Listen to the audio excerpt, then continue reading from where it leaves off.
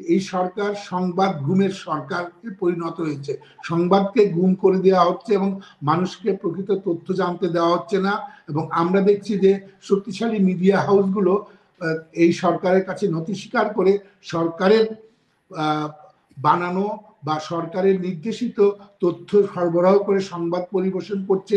বাংলাদেশে যে সংবাদ মাধ্যমটি প্রথম আলো, আমরা যাকে বলা হতো যে শক্তিশালী সংবাদ মাধ্যম, সেই সংবাদ প্রথম আলো যেভাবে গোপালগঞ্জের নিউজটি করেছে সেটি একটি হাস্যকর এবং খুবই অপমানজনক একটি সংবাদ করেছে, যে সংবাদের হেডিংয়ে মনে হয়েছে যেন গোপালগঞ্জের সংঘর্ষ, এনসিসির সাথে সংঘর্ষ এবং 4 জন মারা গেছে। তাদের এই সংবাদের কি হচ্ছে যে এই সংবাদের একটি বিভ্রান্তিমূলক হেডিং, যে হেডিং এর মাধ্যমে মানুষ ভাববে যে এনসিসির 4 জন মারা গেছে। এই যে একটা সংবাদকে বিকৃতভাবে হেডিং করা, সংবাদের ভিতরে আপনি কি দিয়েছেন না দিয়েছেন সেটি পরবর্তীতে। এবং অন্যান্য ক্ষেত্রে আমরা দেখছি যে এই সরকারের সময় বিভিন্ন সংবাদকে তুলে নেওয়া, সংবাদকে উঠিয়ে নেওয়া এবং সংবাদকে আপনার সাপ্রেস করে রাখা, চেপে রাখার যে প্রবণতা, সেটি প্রকটভাবে এখন আমরা দেখছি এই গোপালগঞ্জ হত্যাকাণ্ড বা গোপালগঞ্জ গণহত্যা। আমি বলবো যে যে ঘটনাটি ঘটেছে 16 জুলাই বাংলাদেশে, সেটি একটি গণহত্যা।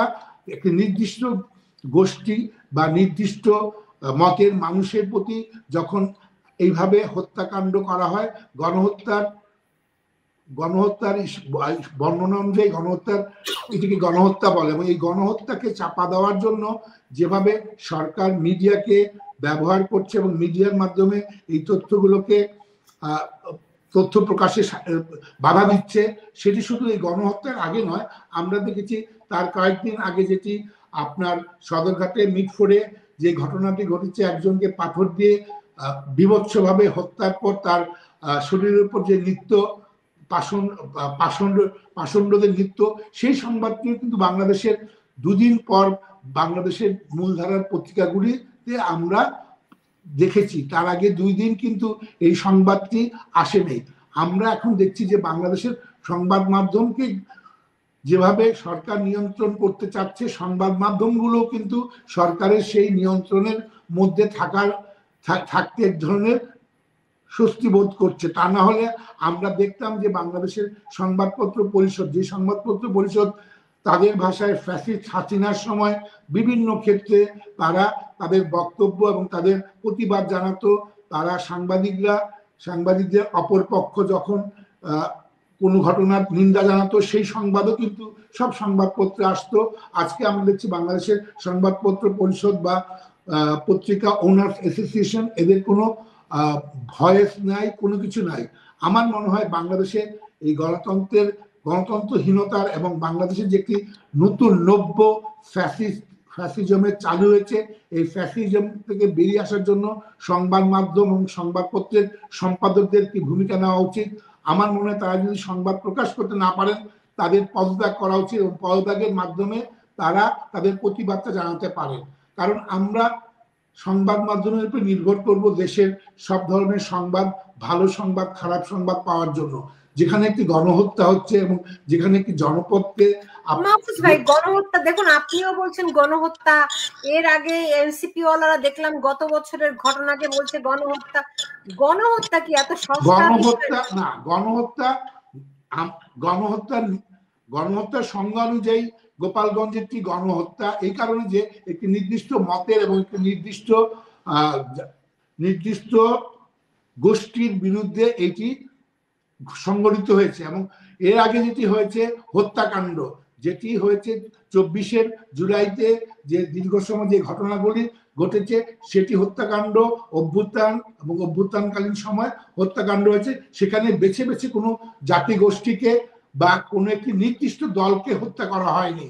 সেখানে বিএনপি দাবি করছে তাদের সমর্থক, জামাত দাবি করছে তাদের সমর্থক, আরো অন্যান্য দলরা। তার মানে সেখানে কোনো একটি নির্দিষ্ট গোষ্ঠীকে বা নির্দিষ্ট দলকে দমনের জন্য হত্যাকাণ্ড করা হয়নি।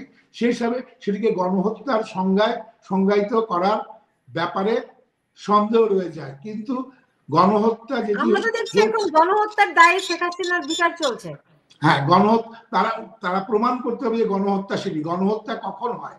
যখন একটি নির্দিষ্ট গোষ্ঠী নির্দিষ্ট বিশ্বাসের মানুষের একজনকে অথবা 1000 জনকে মারলেও সেটি গণহত্যা। কিন্তু আপনি একটি আন্দোলন হলে, আমরা 71-এর আগে, 71-এর স্বাধীনতা সংগ্রাম শুরুর আগে যে হত্যাকাণ্ডগুলি পাকিস্তানি শাসকের দ্বারা হয়েছে, যারা আসাদ মারা গিয়েছে, ইভেন 52-তে যে হত্যাকাণ্ডগুলি হয়েছিল ভাষা শহীদদের বিরুদ্ধে, সেটিকে তো গণহত্যা বলা হচ্ছে না। কারণ সেই সময় তারা যারা মারা গিয়েছে তারা কোনো একটি দলের বা একটি বিশ্বাসী ছিল না।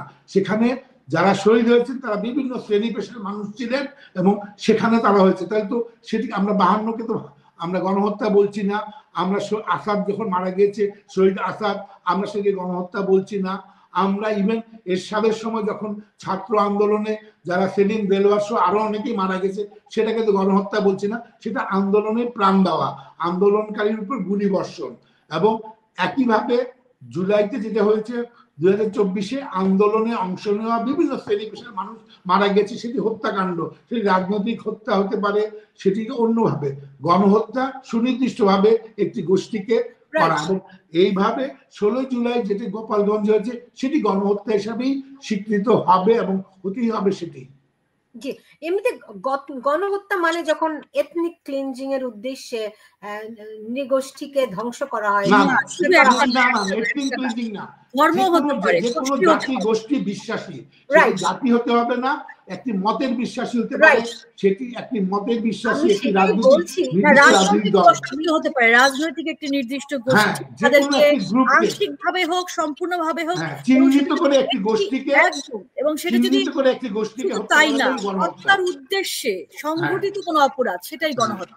আমি হত্যা করার প্রয়োজন নাই, রাইট। এবং আমরা গোপালগঞ্জে কি দেখছি, এবং শারীরিক এবং মানসিক, শুধু শারীরিক না, আপনি যদি মানসিক ভাবেও তাদেরকে আহত করেন তাহলেও কিন্তু সেটা গণহত্যার মধ্যে পড়ে। মানে গোপালগঞ্জের এই ইস্যুটাকে কোনোভাবেই গণহত্যার বাইরে রাখার কোনো সুযোগ। এবং এটি যে গণহত্যা, তারা এনসিপি বক্তব্যে বোঝা যায় তারা গোপালগঞ্জকে স্বাধীন করবে।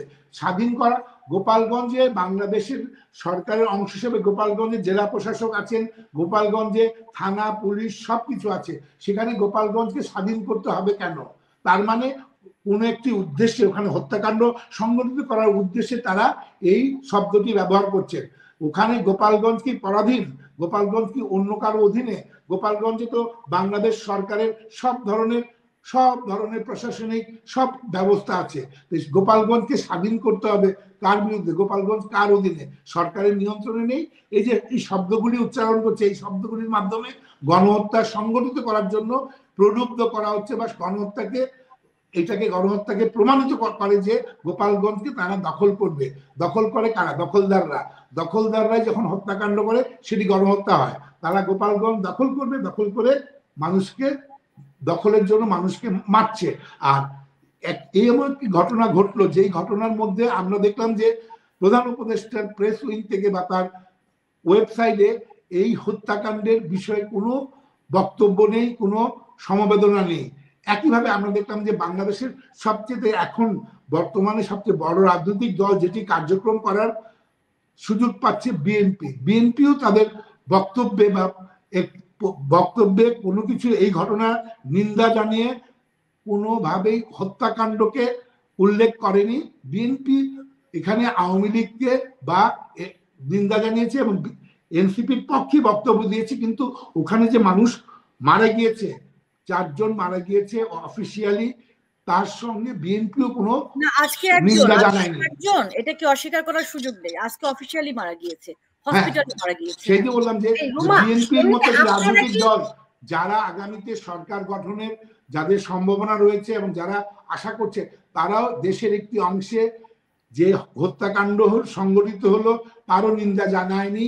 এবং আমরা তো গণহত্যার সহযোগী জামাতের কাছে এটা আশা করি না, কিন্তু বাংলাদেশে বিএনপি একটি গণতান্ত্রিক রাজনৈতিক দল, তারা এই ধরনের একটি ঘটনাকে নিন্দা না জানিয়ে বিএনপিও কিন্তু এর সঙ্গে নিজেকে সম্পৃক্ত করে এর দায়ভাগ দিল। আমরা এটি তো হতবাক হলাম, কারণ এই গোপালগঞ্জেও কিন্তু বিএনপি রাজনৈতিক দল হিসেবে কার্যক্রম পরিচালনা করে। আমরা এই নিকট অতীতে দেখেছি বিএনপির শীর্ষ পর্যায়ের নেতারা গিয়ে গোপালগঞ্জ সহ আশেপাশের এলাকায় তাদের নির্বাচনী কার্যক্রম পরিচালনা করছেন, তাহলে সেখানে বিএনপির রাজনৈতিক দল হিসাবে বিএনপির কার্যক্রম আছে, জামাতও আছে, তাহলে সেখানে গোপালগঞ্জ দখল করতে হবে। সেই দখল কি বিএনপিকে উচ্ছেদ করার জন্য, জামাতকে উচ্ছেদ করার জন্য, কাকে?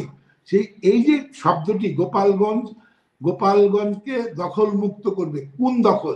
এই দখল কাদের দখলে আছে গোপালগঞ্জ? গোপালগঞ্জের অধিবাসীরা বাংলাদেশের নাগরিক, যারা যাবে দখল করতে তারা কারা? তারা কি বাংলাদেশের নাগরিক, বাংলাদেশের সেনাবাহিনী বাংলাদেশের আরেকটি অংশ দখল করতে যাবে কেন? এটা কি পার্বত্য চট্টগ্রাম, যেখানে কোনো বিচ্ছিন্নবাদী সংগঠন যারা বাংলাদেশের সংবিধানকে না মেনে বাংলাদেশের বিরুদ্ধে যুদ্ধ করছে, সেই রকম কোনো ঘটনা থাকলে তখন নয় প্রশ্ন আসতো যে দখল করবে। এবং এই দখল করার প্রশ্নের মধ্যে দিয়ে ওখানে গণহত্যাকে স্বীকৃতি দেওয়ার একটি শব্দ আমরা খুঁজে পাই, যে ওখানে দখল করতে হবে। রুমা, এখানে অনেকেই জানতে চাচ্ছে যে এটি জাতিসংঘকে জানানো উচিত, জাতিসংঘকে ইনফর্ম করা উচিত, আপনাদের তরফে কোনো উদ্যোগ আছে? আপনাদের মানে কি আসলে আমি এখানে বুঝতে পারছি না, তবে আমি করছি আর কি। আমরা লিখিতভাবে, এবং আপনি জানেন যে আজকে বেশ কিছু বিদেশি গণমাধ্যমে কিন্তু খবরটি এসেছে, ওয়াশিংটন, তার মধ্যে কিছু জায়গায় এসেছে। তো সেই সব লিঙ্ক দিয়ে আমি মেল করেছি। সো এটা এমন না যে এখানে যারা আছেন বাংলাদেশিরা, আমার মনে হয় অনেকেই করছে, কারণ আমাকে অনেকে ফোন করছেন যেহেতু আমার বাড়ির কারণে, আমার কাছ থেকে জানতে চাইছেন। সো আসলে জানানো হচ্ছে, মোটামুটি জানছেন, কিন্তু আমার মনে হয় যে সবাই সবার জায়গা থেকে আরেকটু, কারণ মোহাম্মদ ইউনূস তার যে ভেরিফাইড পেজ, ফেসবুক পেজ বলেন, তার যে এক্স হ্যান্ডেল বলেন, সব জায়গাতে সে কিন্তু মিথ্যে কথা লিখেছে। এবং ভাই তো বললেন প্রথম আলোর কথাটা, মানে খুবই দুঃখজনক। প্রথম আলোর যে শিরোনামটা নিশ্চয়ই সুলতান আপনি দেখেছেন, আমি একটু দর্শকদের জন্য যারা আসলে দেখেনি, আমি একটু জাস্ট পড়ে শোনাই যে কি লিখেছে। এই যে গোপালগঞ্জে এনসিপির উপর মনে হচ্ছে না যে এনসিপির উপর হামলা করেছে, সেই হামলায় এনসিপির 4 জন মারা গেছে। আসলে মারা গেল প্রথম আলো। এখানে এই হেডিং এর মাধ্যমে প্রথম আলো তার নিজের মৃত্যুকেই ঘোষণা করলো এবং প্রথম আলো আত্মহত্যা করলো এই হেডিং এর মাধ্যমে।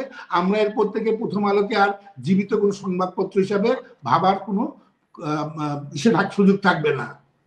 অথচ দেখুন, এই পত্রিকাটি গত বছর 16 জুলাই এই একই দিনে, 1 বছরের ব্যবধানে কিরকম শিরোনাম করেছিল আবু সাঈদের ইয়ে নিয়ে। দেখুন, প্রথম আলো এটার একটা পার্ট, এবং প্রথম আলো এতদিন যে কাজ করেছে সবগুলোর পেছনেও আজকের বাংলাদেশ যে অবস্থান আমরা দেখছি তার একটা ভূমিকা আছে, সম্পর্ক আছে। আর একটা বিষয় দেখেন, অনেকে প্রশ্নটা করছে, আমাকে করছে, 16 জুলাই আবু সাঈদ এই জঙ্গি জামাতের পক্ষে নিজেকে আত্মহত্যা করলো, ও সুইসাইডের স্কোয়াডের একজন সদস্য। তো তার জন্যই কিন্তু আজকে এই হুম্বিতম্বি, আজকে এই রাষ্ট্রযন্ত্রকে পরিচালনা করবার সুযোগ, আজকে আমাদের শোষণ করবার যে সুযোগটা তাদের এসেছে। তো সেই আবু সাঈদের মানে আত্মহত্যার দিবস পালন না করে, রংপুরে না যে, তারা ওই দিনই কেন গোপালগঞ্জকে বেছে নিল?